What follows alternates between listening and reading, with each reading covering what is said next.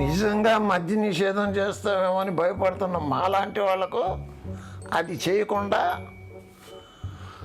గుడ్డి కన్నా మెల్లమేలు అన్నట్టు ఈ చెత్త మందుని మా చేతుల్లో పెట్టి మా నోర్లు కూడా మూసేసావు.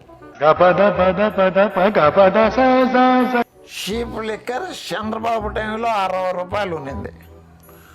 నువ్వు వచ్చి ఈ కల్తీ మందు తీసుకొచ్చి 150, 120 చేసావు. నెలకి 3,000 చొప్పున సంవత్సరానికి 36,000 అదనంగా తీసుకున్నావు.